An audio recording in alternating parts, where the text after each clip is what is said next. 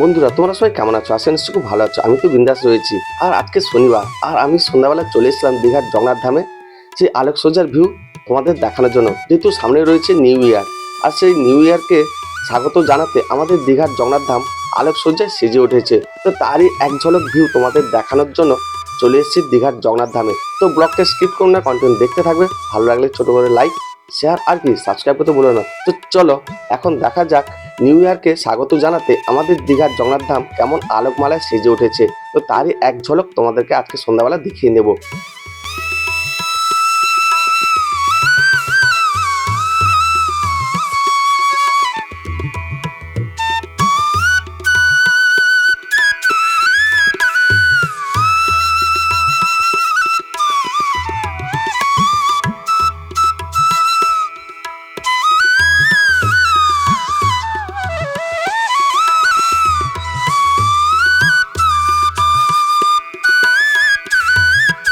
মন্দিরের সামনে যে বাগান রয়েছে, সে বাগানে দেখো সুন্দর সুন্দর লাইট দিয়ে কিন্তু খুব সুন্দর সাজানো হয়েছে।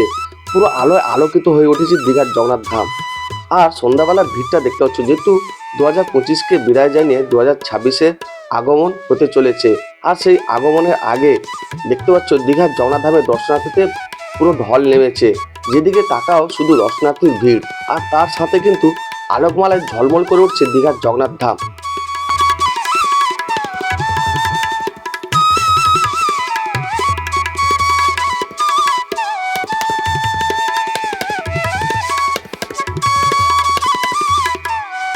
বিভিন্ন রকমের চুনি লাইট দিয়ে কিন্তু গাছগুলোকে খুব সুন্দরভাবে কিন্তু সাজানো হয়েছে। দেখো গাছের উপরে কি সুন্দরভাবে লাইট দিয়ে সব সাজানো হয়েছে। এবং সামনে বাগানের ভিউটা দেখতে পাচ্ছ, সেই বাগানে কিন্তু বিভিন্ন ধরনের আলো দিয়ে কিন্তু সাজানো হয়েছে গাছগুলোকে। এবং দূর থেকে কিন্তু সেই ভিউটা খুব দুর্দান্তই লাগছে। এবং ঢোকার মুখে যে রাস্তার দুপাশের যে গাছগুলো রয়েছে, সেগুলোও কিন্তু আলো দিয়ে সব সাজানো হয়েছে। এবং দেখো এখানে একটা গাছের উপর কিভাবে লাইট দিয়ে সাজানো হয়েছে। এবং সন্ধ্যাবেলা দর্শনার্থীদের ঢলটা দেখতে পাচ্ছ, প্রচুর কিন্তু দর্শনার্থী এসছেন দীঘার জগন্নাথ ধামে। এবং এদিকে দেখো ঘাসের উপর বলো, ছোট ছোট যে গাছগুলো রয়েছে তার উপর কিন্তু সুন্দর সুন্দর লাইট দিয়ে কিন্তু খুব সুন্দরভাবে সাজানো হয়েছে। আর এইরকম ভিউ দেখতে হলে কিন্তু তোমাদের ঘরে বসে থাকলে হবে না, চলে আসতে হবে দীঘার জগন্নাথ ধামে। যেহেতু নতুন বছরকে ওয়েলকাম জানাতে আলোকিত হয়ে উঠেছে দীঘার জগন্নাথ ধাম।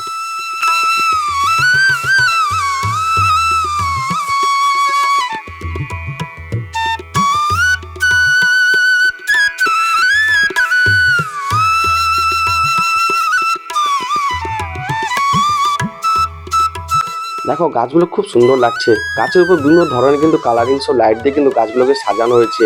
এবং ঘাসের উপর দেখো সব লাইট কিন্তু সাজানো হয়েছে। তো এক কথায় বলতে গেলে দীঘার জগন্নাথ ধাম কিন্তু আলোকমালায় আলোকিত হয়ে উঠেছে। এবং মন্দিরের পাশে যে বাগান রয়েছে দেখো, সেই ছোট ছোট গাছের উপর কিন্তু সুন্দর সুন্দর লাইট দিয়ে কিন্তু গাছগুলোকে খুব সুন্দরভাবে সাজানো হয়েছে। আর হ্যাঁ, এই ব্লগটা কোথেকে দেখছো তোমরা একটু কমেন্ট করে বলবে। আর শনিবার বা রবিবার কারা কারা আসছো সেটাও কমেন্ট করে বলবে। ঘরে বসে না থেকে চলে এসো দীঘার জগন্নাথ ধামে সেই আলোকসজ্জার ভিউ দেখার জন্য।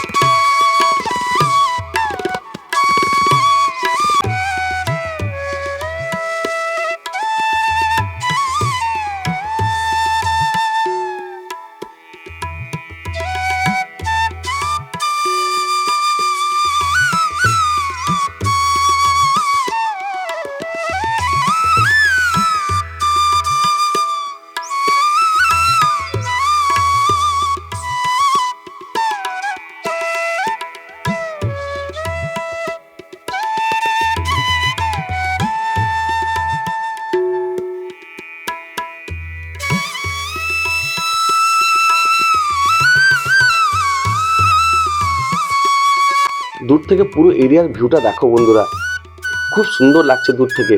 যেহেতু চৈতন্যনাথ থেকে প্রধান ফটক এবং প্রধান ফটকের পিছনে যে বাগান রয়েছে, সেই বাগানে যে গাছের উপর যে লাইটগুলো দেওয়া আছে, দূর থেকে কিন্তু খুব দুর্দান্তই লাগছে।